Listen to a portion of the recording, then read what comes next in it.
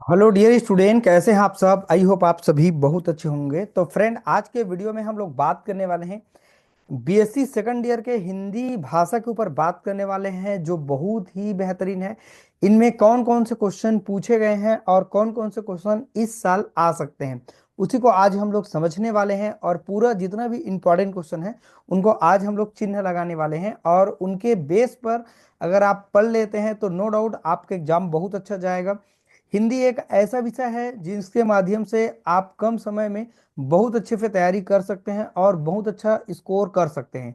तो पूरा वीडियो के लास्ट तक बने रहना फ्रेंड। अगर वीडियो हमारा अच्छा लगे तो एक प्यारा सा लाइक करना, कमेंट करना मत भूलना, राइट। चैनल में नए आए होंगे तो चैनल को जाके सब्सक्राइब कर लेना, ताकि जो भी इंपॉर्टेंट वीडियो बनाया जाएगा वो तुरंत तुरंत आपको नोटिफिकेशन में मिल जाएगा। ठीक है। तो चलिए फ्रेंड, आप वीडियो के पूरे लास्ट तक बने रहना। वीडियो को भगा भगा के आपको नहीं देखना है, क्योंकि अगर इस तरह से अगर आप देखते हैं तो बीच में मैं जो समझाऊंगा वो चीज़ आप नहीं समझ पाएंगे। ठीक है। तो आप पूरे सीक्वेंस से देखते जाइएगा, समझते भी जाइएगा। 10-12 मिनट से ज़्यादा वीडियो नहीं बनेगा, लंबा वीडियो नहीं है, ये छोटा वीडियो है। और मुझे लगता है ये 10 मिनट में कंप्लीट हो जाएगा। अभी तो पता नहीं है कि ये कितना मिनट में होगा, लेकिन लगभग लगभग ये 9 से 10 मिनट में कंप्लीट हो जाएगा। ठीक है। चलिए समझते हैं। यूनिट पहला है हमारा, नाखून क्यों बढ़ते हैं। हजारी प्रसाद द्विवेदी जी का ये लिखा हुआ है। कार्यकालीन भाषा है, मीडिया की भाषा है, वित्त और वाणिज्य की भाषा है, मशीनी भाषा है। दूसरा जो हमारा यूनिट है, ये युवाओं का समाज में स्थान क्या है, ये लिखे हैं आचार्य नरेंद्र देव ने। और दूसरा है इसका ख में, हिंदी के तत्सम तद्भव देशज विदेशज शब्द परिचय और संज्ञा सर्वनाम ये सब दिया हुआ है। ठीक है। तीसरा जो हमारा यूनिट है, डॉक्टर खूबचंद बघेल है ना, हरि ठाकुर जी ने लिखे हैं। और कारक विशेषण क्रिया विशेषण ये लिखे हैं, है ना। मतलब एक बात समझिएगा कि ये नीचे वाला पार्ट हमारा ग्रामर का है, और ऊपर वाला पार्ट हमारा जो भी दिया है, जैसे युवकों का समाज में स्थान क्या है, जैसे खूबचंद बघेल, वैसे नीचे में भी मिलेगा, है ना। देखिए यहाँ पर एक दिया हुआ है क्वेश्चन क करके, एक पहाड़ी मैना की मौत। अच्छा डॉक्टर कांति कुमार जैन। और इसका दिया है, ख में दिया है समास संधि दिया है, और पांचवा यूनिट दिया है मातृभूमि, वासुदेव शरण अग्रवाल। और ये ख दिया है अनुवाद, परिभाषा, स्वरूप, प्रकार, स्रोत भाषा, लक्ष्य भाषा, अंग्रेजी से हिंदी में अनुवाद, वो सब चीज हम लोग देखेंगे। तो सबसे पहले मैं आपको चिन्ह लगवाते जाऊंगा, उस प्रश्न को आप बिल्कुल चिन्ह लगाते जाएंगे। और जो भी और इम्पोर्टेंट क्वेश्चन है उनको एकदम ध्यान से आपको पढ़ना है। बहुत कम समय में आप बहुत अच्छे नंबर ला सकते हैं। चलिए देखते हैं। पहला जो हमारा यूनिट है, नाखून क्यों बढ़ते हैं, इनमें से सवाल है, मनुष्य बार बार नाखून को क्यों काटता है। अच्छा, ये तो आप एक बार पढ़ें क्यों काटते हैं।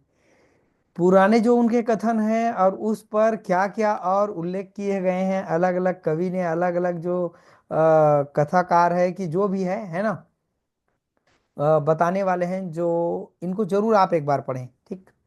देखिए, निबंध में लेखक ने किस बूढ़े का जिक्र किया है, और लेखक की दृष्टि से बूढ़े के कथनों की सार्थकता क्या है। बढ़ते नाखून द्वारा प्रकृति मनुष्य को क्या याद दिलाती, ये इंपॉर्टेंट है। ठीक। तीसरा क्वेश्चन कथा टाइप का, इसको पढ़ना है।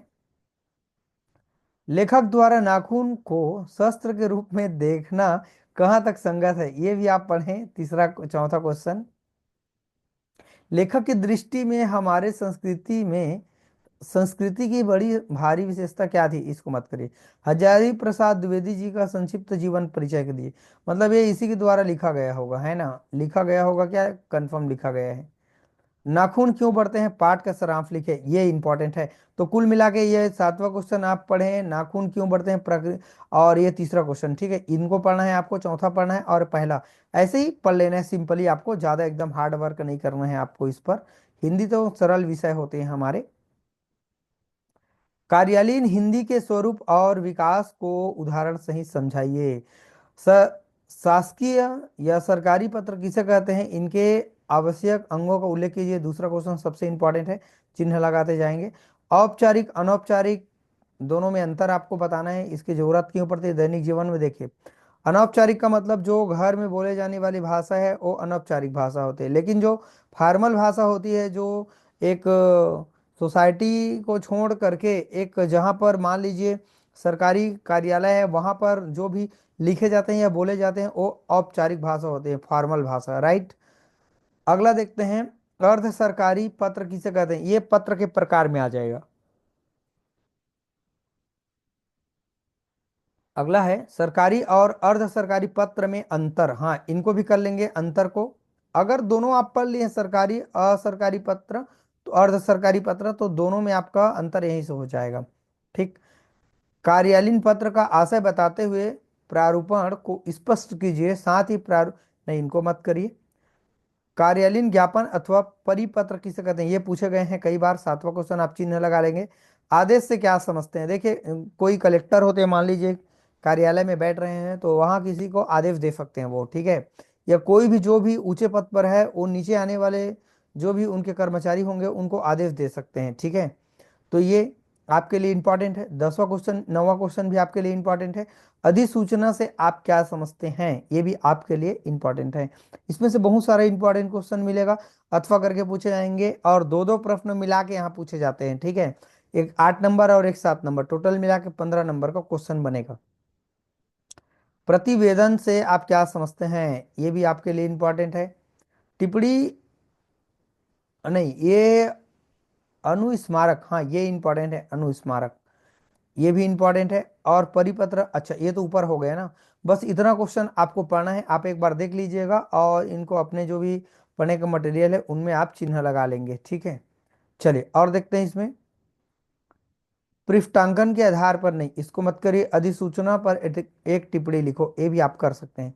चलिए अब देखते हैं हम लोग इनके अंतर्गत मीडिया की भाषा क्या है। एक बात मैं आपको बताना चाहूँगा, ये मीडिया जो हमारे लैंग्वेज को जो हमारे सूचनाओं को मीडिया ही है जो प्रसारित कर रहे हैं, राइट। चाहे टेलीविज़न हो, चाहे फ़ोन हो, चाहे और जो भी मीडियम हो, उनके माध्यम से जो हमारे सूचना है वो लोगों तक पहुंच रहे हैं। तो ये मीडियम, जो मीडिया है उनका बहुत ज़्यादा रोल है आज के समाज में, इनको हर बच्चे को पढ़ना चाहिए। मीडिया की भाषा का अर्थ स्पष्ट करते हुए, अच्छा ये आपको क्वेश्चन करना है, पहला क्वेश्चन। और देखते हैं, रेडियो की भाषा पर प्रकाश डालो, यह सबसे इंपॉर्टेंट है डियर स्टूडेंट। प्रिंट मीडिया क्या होते हैं, समाचार पत्र का भाषा को समझाइए, और विज्ञापन की भाषा पर एक टिप्पणी लिखो, ये भी इंपॉर्टेंट है, अपने लैंग्वेज में आपको पढ़ना है। रेडियो की भाषा पर टिप्पणी लिखो, इसको मत करिए। जनसंचार में इंटरनेट की भूमिका को बताइए, इतना प्रश्न आपको पढ़ना है। और देखते हैं, अगर ये पार्ट अगर आपको नहीं पढ़ना है तो इतना पार्ट को आप पूरा छोड़ दीजिए, ठीक है। मशीनी भाषा से क्या समझते हैं, मशीनी भाषा का उदाहरण दीजिए, और इलेक्ट्रॉनिक मीडिया की भाषा की विशेषता बताइए, ये तीनों पढ़ लीजिए। ये पहला हमारा यूनिट कंप्लीट हो जाता है। बहुत सारा प्रश्न है यहाँ पर, है ना, लेकिन बहुत सारा चीज यहाँ पर ग्रामर भी है, राइट। मतलब ऐसे चीज लगेगा, ग्रामर कहने का मतलब ये जो दिया है ना कार्यालयीन भाषा है मेरा कहने का मतलब। और नीचे में जो ये वाला तो एक का क्वेश्चन मिलते हैं, या ऊपर वाला अगर ये नहीं आएगा, नो डाउट एग्जाम में आपको यहाँ पे एक क्वेश्चन देखने के लिए मिलेगा, जितना मैंने चिन्ह लगवाया है आपको। और यहाँ पे ये जो मशीनी भाषा है ये क्या है, ये पूछे गए हैं। चलिए अब यूनिट 2 की ओर आगे बढ़ते हैं। जो युवक होते हैं उनका समाज में स्थान क्या है, बहुत बार इसमें से बहुत सारे प्रश्न पूछे गए हैं। तो डियर स्टूडेंट, इनको किसी भी हाल में ये चैप्टर को आपको नहीं छोड़ना है, बहुत ज़्यादा आपको मेहनत करना है और पूरे लगन के साथ आपको लड़ना है इस युद्ध के मैदान में। समझिए, आप पेपर दिलाना मतलब युद्ध के मैदान से कम नहीं है, ठीक है। देखिए, आचार्य नरेंद्र देव का संक्षिप्त जीवन परिचय देते हुए, अच्छा उनको मत करिए। अगला देखते हैं, युवक का समाज में स्थान, अच्छा ये तीसरा क्वेश्चन आप पढ़ लेंगे, एकदम इंपॉर्टेंट है। आचार्य नरेंद्र देव के युवक के लिए कौन कौन से विचार अभिव्यक्त किए हैं स्पष्ट कीजिए, दूसरा प्रश्न को चिन्ह लगा लेंगे, ठीक। और देखते हैं, युवकों का समाज में स्थान, निबंध का केंद्रीय भाव क्या है, ये भी आपके लिए इंपॉर्टेंट है।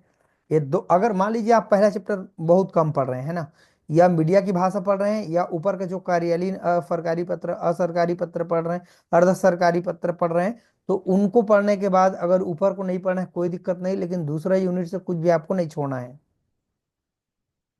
अगला देखते हैं। आचार्य नरेंद्र देव के अनुसार युवकों के प्रति राष्ट्र के संचालन का दायित्व, एकदम बहुत ज्यादा इंपॉर्टेंट है ये क्वेश्चन आपके लिए। समाज के नवनिर्माण में जो वृद्धों की क्या भूमिका होनी चाहिए, आचार्य नरेंद्र देव के निबंध के आधार पर समझाइए। युवा शक्ति पर निबंध लिखे, ये आपके लिए इंपॉर्टेंट है। युवकों के अधिकार को स्वीकार करना चाहिए, आचार्य नरेंद्र देव का कथन को स्पष्ट कीजिए। और देखते हैं, अब दूसरा यूनिट में कुछ ग्रामर का भाग है यहाँ पर। तत्सम तद्भव को समझाइए, और देफत और विदेशस विदेशज भाषा क्या है उनको बताइए, है ना। सर्वनाम किसे कहते हैं, बहुत बार पूछे गए हैं, सर्वनाम को परिभाषित कीजिए, उदाहरण बताइए। ये क्वेश्चन मत छोड़िए। चौथा, बिल्कुल चिन्ह लगा के रखिए इनको। संज्ञा किसे कहते हैं, संज्ञा के प्रकार, संज्ञा का अर्थ बताइए, बस इतना पढ़ना है। ये विकारी अविकारी शब्द भी पूछे गए हैं, लेकिन अगर आप इसको नहीं पढ़ते हैं तो इनको पढ़ लीजिएगा। अगर इनको पढ़ रहे हैं नीचे वाला पार्ट को, तो इनको नहीं पढ़ेंगे तो चलेगा। चलिए अब हम लोग तीसरा यूनिट की ओर आगे बढ़ते हैं। डॉक्टर खूबचंद बघेल जी का है ये। देखते हैं, छत्तीसगढ़ छत्तीसगढ़ भ्रांति संघ किसका परिवर्तित नाम है, और हरि ठाकुर के उस निबंध का शीर्षक लिखिए जो अपनी पाठ्य पुस्तक में संकलित है। ठीक है। छत्तीसगढ़ राज्य की अवधारणा का बीज किसने बोया था, पाठ पठित पाठ के आधार पर लिखिए, ये क्वेश्चन चिन्ह लगाएंगे।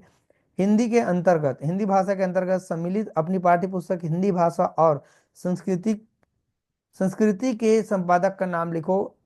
हरि ठाकुर का सामान्य जीवन परिचय दीजिए तथा उनका, अच्छा ये क्वेश्चन पढ़िए आप जिसको मैं बता रहा हूँ ना। डॉक्टर खूबचंद बघेल छत्तीसगढ़ की माटी के सर्वाधिक मोहक सुगंध थे, इस कथन की पुष्टि में हरि ठाकुर के विचारों का उल्लेख कीजिए। सबसे इंपॉर्टेंट क्वेश्चन यही है। और ये है सातवां क्वेश्चन, डॉक्टर खूबचंद बघेल के योगदान को समझिए। और ये वाला भी क्वेश्चन आप चिन्ह लगा लेंगे कि डॉक्टर खूबचंद बघेल एक राजनेता होने के साथ ही एक महान समाज सुधारक थे। ये तीनों प्रश्न आप मत छोड़ना डियर स्टूडेंट, और ये इतना में नो डाउट आपका एग्जाम में देखने के लिए क्वेश्चन मिलेगा ही मिलेगा।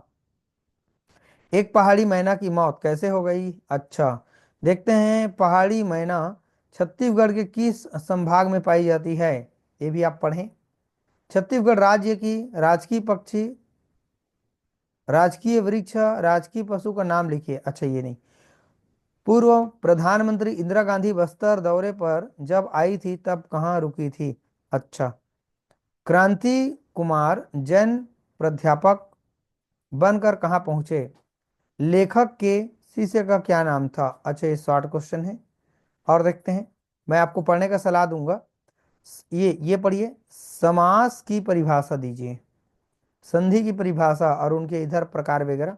संधि से क्या समझते हैं, व्यंजन संधि, स्वर संधि, ये पांचों क्वेश्चन अगर आप पढ़ लेते हैं तो यहाँ पे एक का प्रश्न अगर आएंगे तो आपके अनुसार से यहाँ पर एक सवाल है हमारे पास, पहाड़ी मैना का प्राकृतिक रहवास रहवास कहाँ है, पहाड़ी मैना की मृत्यु कितने दिनों बाद हुई, और एक पहाड़ी मैना की मौत, इसको पढ़ लीजिए 11वां क्वेश्चन। और ऊपर से जो भी आपका याद हो अपने हिसाब से, ये क्वेश्चन ये देखिए, ये छोटा छोटा क्वेश्चन है ना, ये सब ज्यादा उतना मत करिए। यहाँ से जो 8 9 10 क्वेश्चन है, यहाँ से एक दो आप पढ़ सकते हैं। ठीक, चलिए अब हम लोग चलते हैं यूनिट 5 की ओर, जो लास्ट यूनिट है। मैंने आपको बताया था कि ये जो हमारा हिंदी भाषा है इसके लिए कोई बहुत बड़ा वीडियो बनाने की जरूरत नहीं है, ये छोटा वीडियो में कवर हो जाएगा। और बिल्कुल इनको आप अच्छे से तैयारी कर सकते हैं डियर स्टूडेंट। तो आप पूरा इनको समझिए, बहुत छोटा सिलेबस है इनका, बहुत बड़ा नहीं है।